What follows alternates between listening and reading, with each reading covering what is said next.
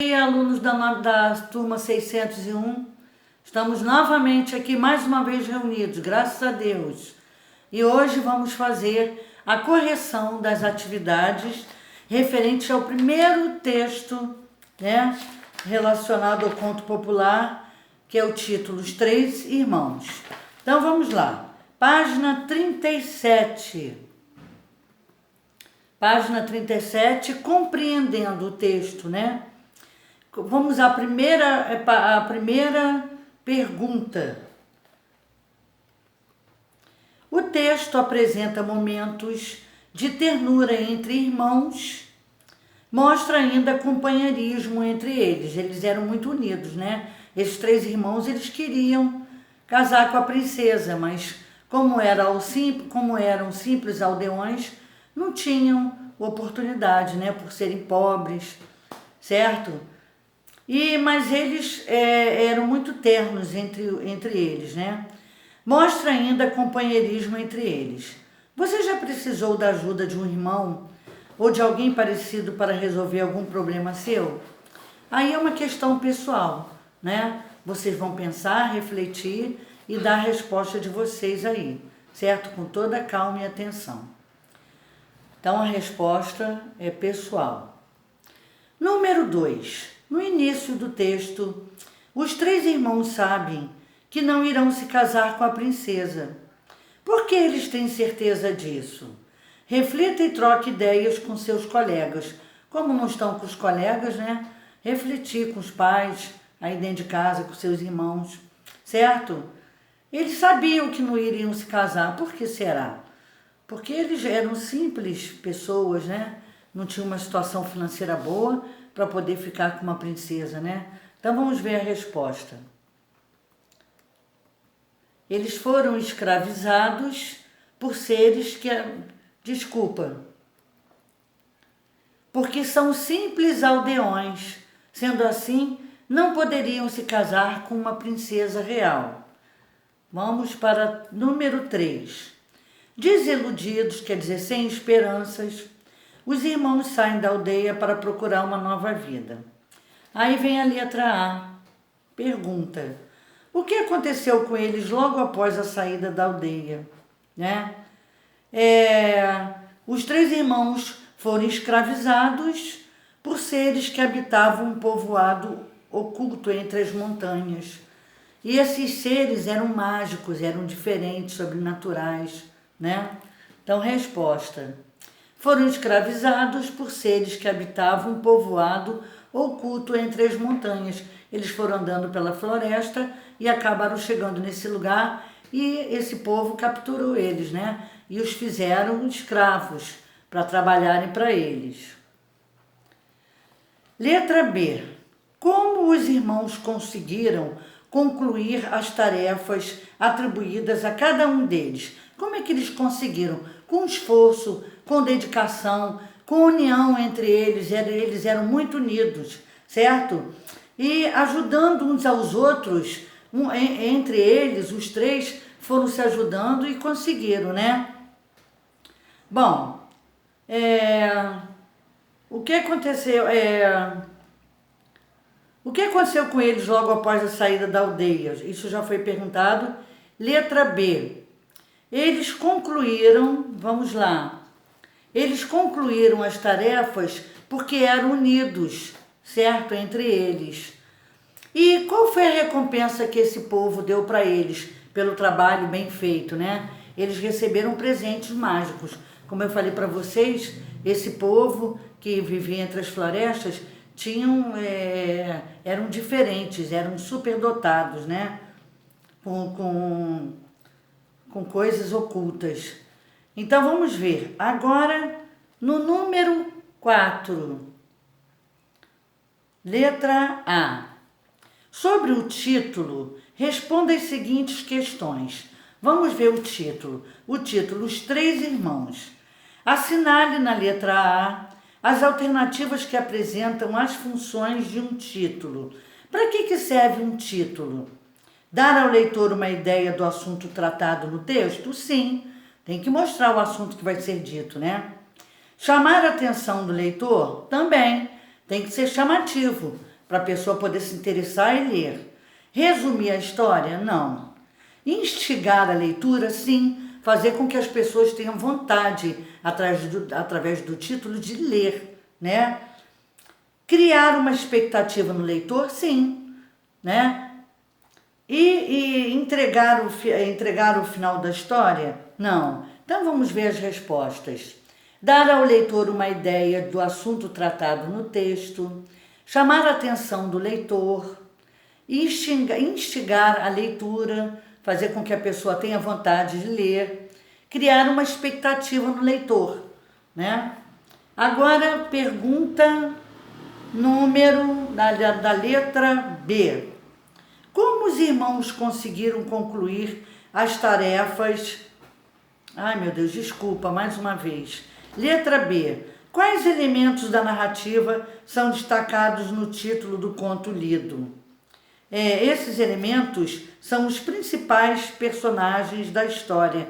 Os elementos da narrativa são os principais personagens da história, que são os três irmãos, né?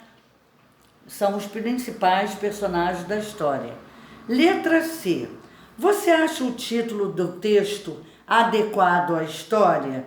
Justifique a resposta. Sim, pois fala o tempo todo na história sobre as atitudes dos três irmãos. Resposta, né? É uma resposta pessoal. Então, vocês podem concordar com a minha, mas se acharem outra resposta, coloquem. Letra D. Que outro título você daria a esse texto, sem ser os três irmãos? Poderia ser os três irmãos e a princesa, não é? Certo? Então, cada um vai falar a sua opinião aí, tá? Também é resposta pessoal. Página 38, número 5. Releia o último parágrafo do texto da página 36. Imagine o que teria acontecido se um deles tivesse aceitado o convite do rei. Crie um desfecho para a história com essa possibilidade. Então você vai criar. Aí é uma resposta pessoal, tá? Agora, explorando o conto popular. Pergunta número 1.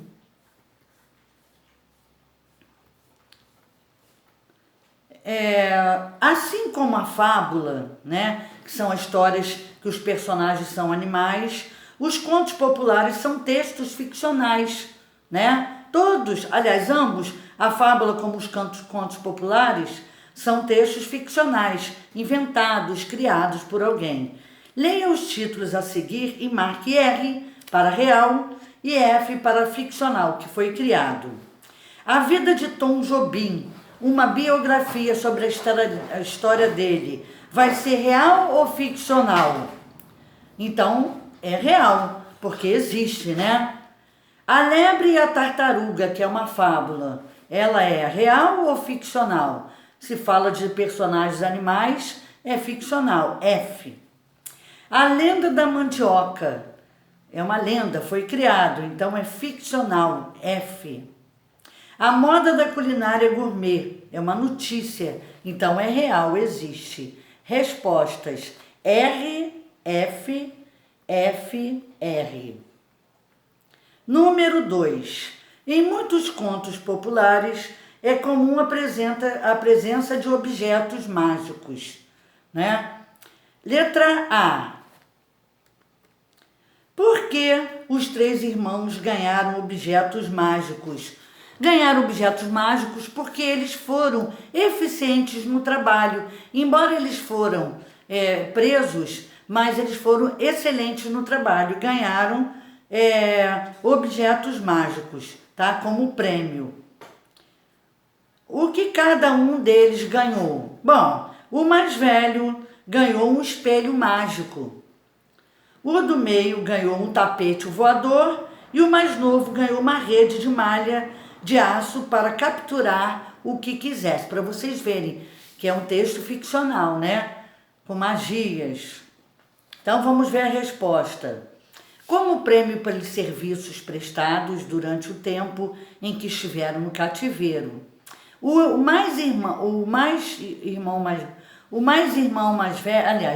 irmão mais velho ganhou um espelho mágico, o do meio um tapete voador e o mais novo uma rede de malha de aço para capturar o que quisesse. Letra B. Explique a importância desses objetos mágicos para a história. Permitiram, indiretamente permitiram que ele salvasse a princesa, porque no espelho eles puderam ver que o monstro estava querendo se casar com ela, certo? Através do tapete voador, eles voaram lá para o palácio para poder ajudar. E com a rede de malha, conseguiram capturar o monstro e salvá-la, né? Então, continuando. Resposta da letra B. Permitir que os 3 irmãos salvassem a princesa. Página 39.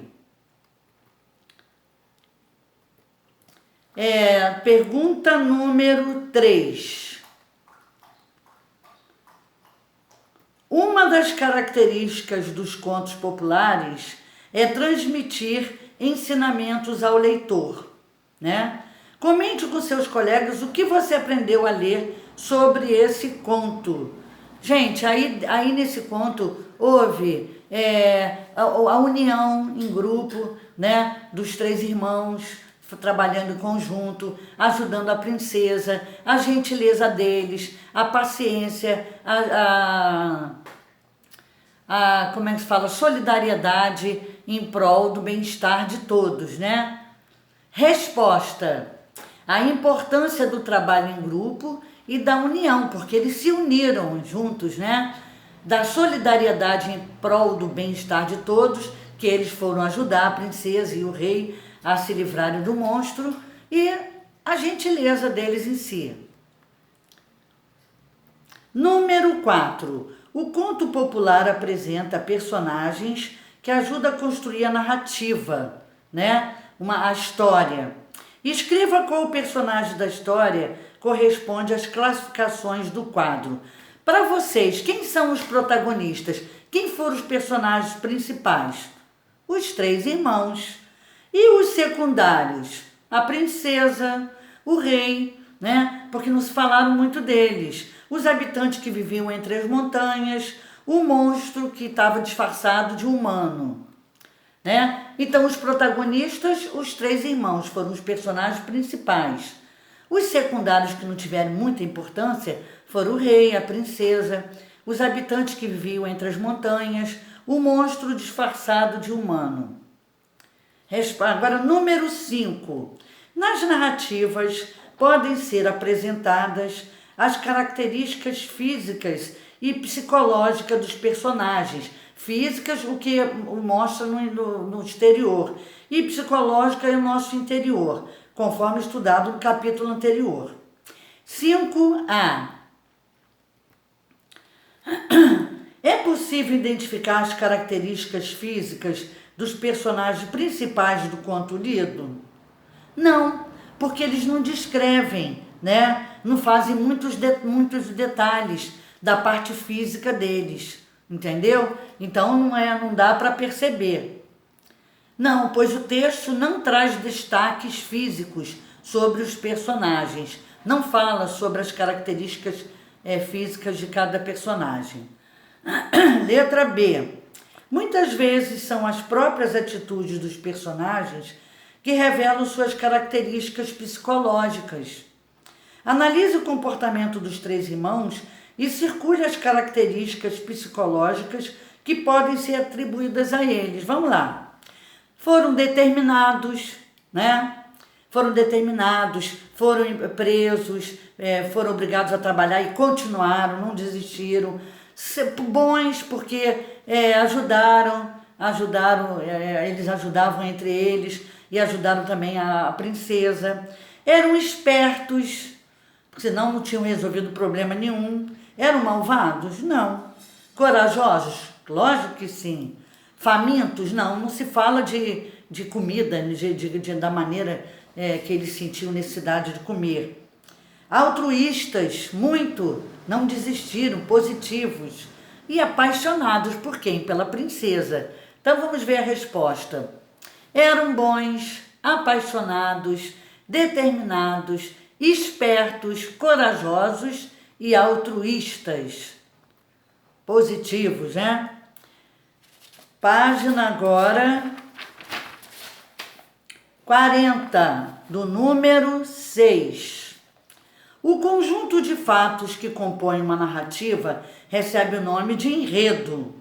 Geralmente o enredo é composto das seguintes partes: uma situação inicial, complicação ou conflito, clímax e desfecho, que é o final.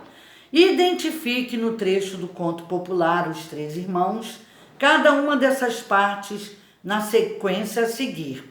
Utilize a seguinte legenda: A para a situação inicial, B para complicação ou conflito, C para clímax e D para desfecho. Juntos, os irmãos utilizam os presentes que ganharam e salvam a princesa. Aí é o momento do clímax. C. Os irmãos desiludidos decidem se aventurar em outro lugar. Aí é a parte A, situação do começo, inicial. O pai da princesa tenta decidir qual dos irmãos irá se casar com a sua filha. É a parte do desfecho, letra D. B. Aliás, após desenvolverem todas as suas tarefas, os irmãos ganham presentes mágicos. Um deles ganha um espelho que revela que a princesa está em apuros. É a letra B, complicação, o conflito. Respostas: C, A, D, B. Número 7. Os fatos de uma história acontecem em determinado tempo, que pode se referir à época em que ela ocorre ou à duração da história. O tempo dessa história é caracterizado como cronológico ou psicológico. O tempo passa normal, no tempo da maneira como acontece a nossa vida, que é a parte cronológica. Psicológica é no pensamento deles. O tempo aí nessa história é cronológico, pois embora não fique evidente quando a história se passou ou quanto tempo durou, os dias e as noites são marcadas em uma sucessão linear de acontecimentos. Não mostra bem o tempo, né? Mas a gente vê que as coisas vão acontecendo seguidamente uma atrás da outra, no tempo cronológico. Resposta da 7. O tempo é cronológico, pois embora não fique evidente quando a história se passou ou quanto tempo durou, os dias e as noites são marcados em uma sucessão linear de acontecimentos. Número 8. O lugar em um texto narrativo diz respeito ao espaço onde está acontecendo a história, em que os fatos se desenvolvem. Em que local ocorrem os fatos na história dos três irmãos? Em um reino, né? Acontece no reino, lá onde está o rei e a princesa, e também no vilarejo, onde estão os três irmãos, certo? Os fatos ocorrem em 2 locais. Em um reino não especificado, não se sabe que tipo de reino que era, e em um vilarejo entre as montanhas, onde eles moravam. Página 41, número 9. Tanto o tempo quanto o espaço são elementos apresentados de forma pouco definida no conto, tá? Geralmente os contos são atemporais, não se identifica muito quanto tempo é o tempo, o lugar, né? Por que isso acontece nos contos populares? Porque esse recurso atribui um caráter atemporal, né? Geralmente nos contos populares não há determinação correta em determinado tempo e o espaço. Porque esse recurso, resposta, atribui ao texto um caráter atemporal, não tem tempo, isto é, torna-o válido em qualquer época. Além disso, a não especificação de um espaço contribui para a criação de um mundo imaginário. 10. Leia agora esse outro conto. Quanto vale um rei? Certo rei tolo e presunçoso perguntou a seu sábio e ousado bobo da corte: diga-me com sinceridade, caro bobo, quanto você acha que eu valho? 1.200 moedas de ouro, respondeu o bobo sem pestanejar. O rei ficou indignado, com raiva. Só isso? Você não pensa no que diz? Fique sabendo que só a coroa que uso vale 1.200 moedas de ouro. Pois foi exatamente o que calculei, disse inabalável o bobo. Nesse conto, o narrador, quem conta a história, revela algumas características psicológicas, não físicas, de interiores, do rei, demonstradas em algumas atitudes suas. Que características são essas?